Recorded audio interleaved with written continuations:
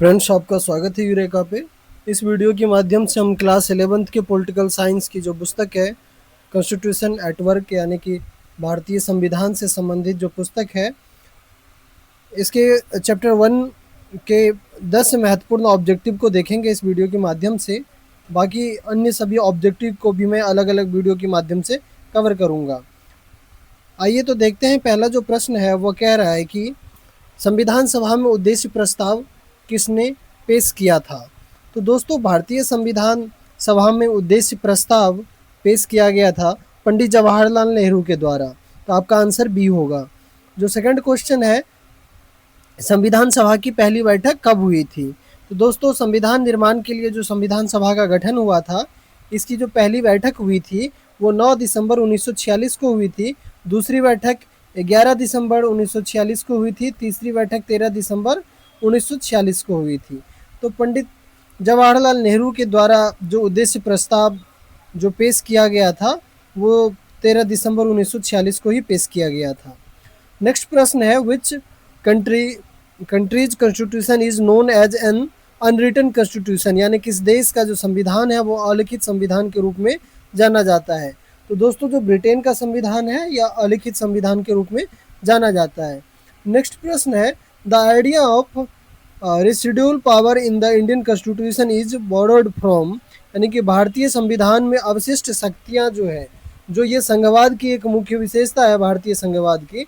तो दोस्तों, भारतीय संघवाद का जो कॉन्सेप्ट है ये दरअसल कनाडा के संघवाद से मिलता जुलता है, क्योंकि भारत में जो संघवाद जो प्रवृत्ति है भारतीय संघवाद की, फेडरलिज्म की, इसमें केंद्र सरकार अधिक मजबूत है राज्य सरकार के मुकाबले। तो अवशिष्ट शक्तियों का जो सिद्धांत है, जो विचार है भारतीय संविधान में जो शामिल किया गया है, वो कनाडा के संविधान से प्रभावित होकर के शामिल किया गया है। नेक्स्ट प्रश्न है कि 4 जनवरी 1950 को संविधान पर हस्ताक्षर करने के लिए संविधान सभा में कितने सदस्य उपस्थित थे। तो दोस्तों, उस समय जो उपस्थित सदस्य थे वो कुल 284 सदस्य जो थे वो प्रेजेंट थे।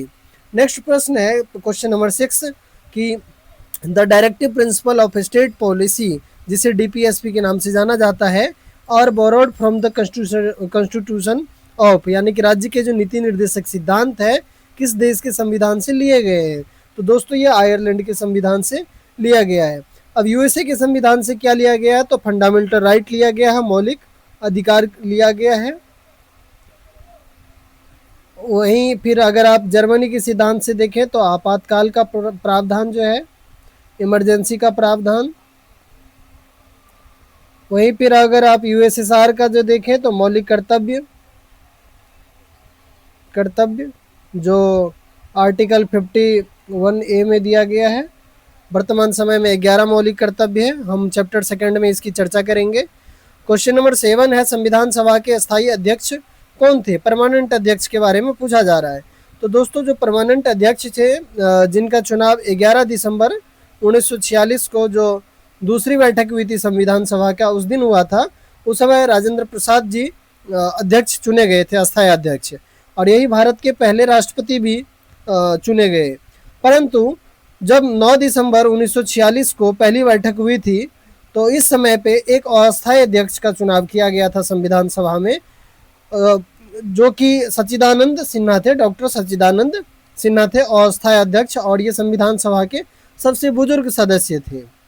इसीलिए इनको अस्थायी अध्यक्ष जो है सर्वसम्मति से बनाया गया, और बाद में दूसरी बैठक के दिन जो है राजेंद्र प्रसाद जी परमानेंट अध्यक्ष बने थे। क्वेश्चन नंबर 8 है, a constitution is a body of, यानी संविधान किसका एक समूह या निकाय है। तो दोस्तों, रिलीजियस रूल नहीं होगा, बेसिक लॉ एंड प्रिंसिपल ये होगा, पॉलिटिकल पार्टीज ये भी नहीं होगा, मिलिट्री ऑर्डर्स ये भी नहीं होगा। यानी कि हमने जो कॉन्स्टिट्यूशन का जो परिभाषा देखा था, हमने ये देखा था कि संविधान किसे कहते हैं, व्हाट इज कॉन्स्टिट्यूशन। तो इसमें हमने ये पढ़ा था कि संविधान नियम और कानून का एक ऐसा बुनियादी समूह है जिसके द्वारा किसी भी देश को चलाया जाता है। यानी कि वो क्या है कि एक बेसिक लॉज एंड प्रिंसिपल होता है जिसके द्वारा किसी भी कंट्री को चलाया जाता है। तो आपका जो आंसर होगा वो बी होगा।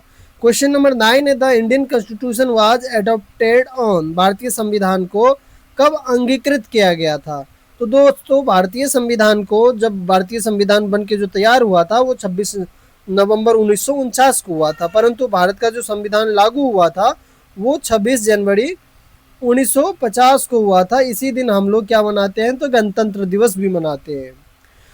इसके बाद में क्वेश्चन नंबर 10 है कि प्रारूप समिति के अध्यक्ष कौन थे। तो दोस्तों भारतीय संविधान सभा में अलग अलग मसले को लेकर के अलग अलग समितियां बनाई गई थी। ठीक उसी प्रकार से एक ड्राफ्टिंग कमेटी थी जो कॉन्स्टिट्यूशन के लिए ड्राफ्ट बनाने का काम करती थी, यानी कि जो संविधान में जिन प्रावधान को शामिल करना था उसके लिए जो लास्ट जो प्रारूप होता था, जो ड्राफ्ट होता था, वो इसी कमेटी के द्वारा बनाया जाता था। तो जो इसमें कुल 8 मेंबर थे, परंतु इसके जो अध्यक्ष थे वो डॉक्टर भीमराव अंबेडकर जी थे। तो दोस्तों मुझे उम्मीद है कि आपको ये वीडियो पसंद आया होगा, और अन्य महत्वपूर्ण प्रश्न जो आपके चैप्टर 1 से बनते हैं इन सभी को लेकर के भी मैं नेक्स्ट वीडियो में आऊँगा। तकरीबन 50 क्वेश्चन मैं इस चैप्टर से करवाऊँगा। आपको अगर ये वीडियो पसंद आया हो तो वीडियो को शेयर करें अपने दोस्तों के साथ, चैनल को सब्सक्राइब करें, वीडियो को लाइक करें। धन्यवाद।